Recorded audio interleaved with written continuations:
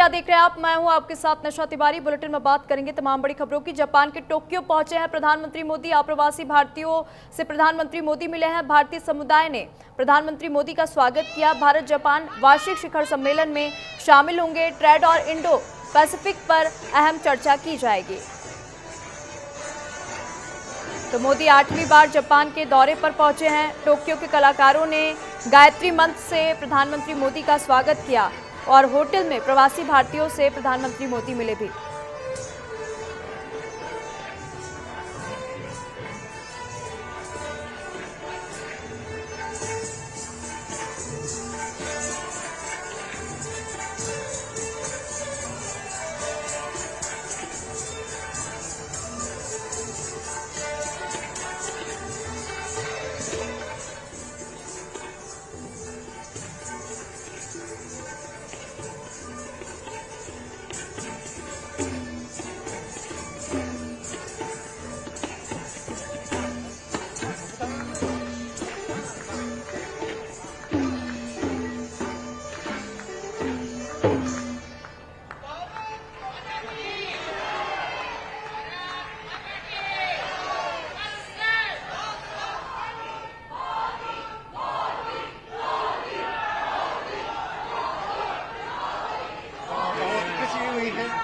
अच्छे दिन मेरे लिए आ गए हैं जापानी लोगों के लिए।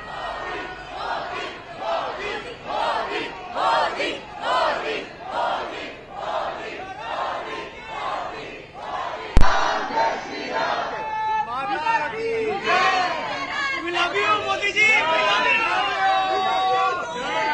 ऑपरेशन सिंदूर बधाई।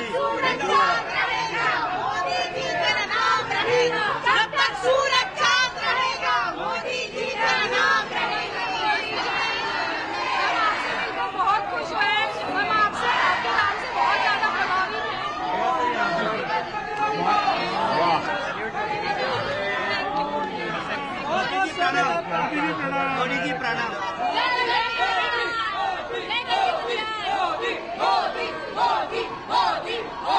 भारत माता दी जय। भारत माता दी जय। Lots of love from Chennai. Modi Modi Modi.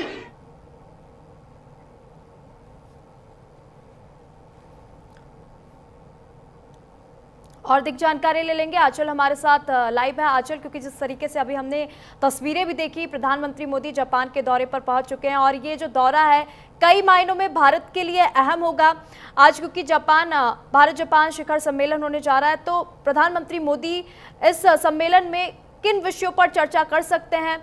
इस दौरे का मुख्य एजेंडा क्या है? बिल्कुल, देखिए इस पर भी चर्चा करेंगे, लेकिन सबसे पहले देखिए जब प्रधानमंत्री टोक्यो पहुंचते हैं और टोक्यो में उनका भव्य रूप से स्वागत किया जाता है, वहाँ सांस्कृतिक कार्यक्रम किए जाते हैं और जो भारतीय होते हैं वो खास करके मोदी जी से मिलने के लिए आगे आते हैं और ऑपरेशन सिंदूर की जो है वो भी चर्चा यहाँ पर होती है।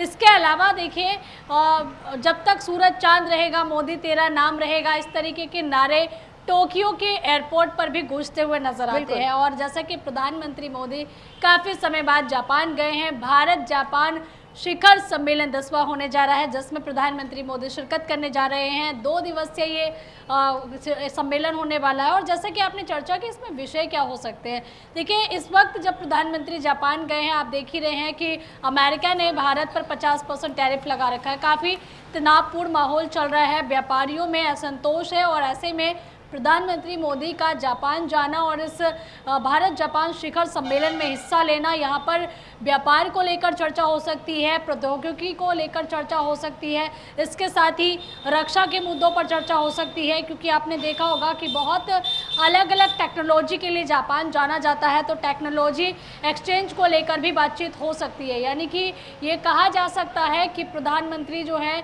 लगातार बातचीत करेंगे और इस सम्मेलन का हिस्सा बनने जा रहे हैं। तो जाहिर सी बात है कि जो भारत के हित में होगा उसको लेकर यहाँ पर चर्चा की जाएगी। जी बिल्कुल आचर, और यहाँ पर यह भी बताया जा रहा है कि आज प्रधानमंत्री मोदी जो है विशेषकर बुलेट ट्रेन जो है उस पर उनका मुख्य फोकस रहेगा, क्योंकि जापान जो है भारत में बुलेट ट्रेन प्रोजेक्ट में काफ़ी मदद कर रहा है। और ये भी बताया जा रहा है कि जापान जो है भारत को 2 बुलेट ट्रेन दे सकता है सौगात में।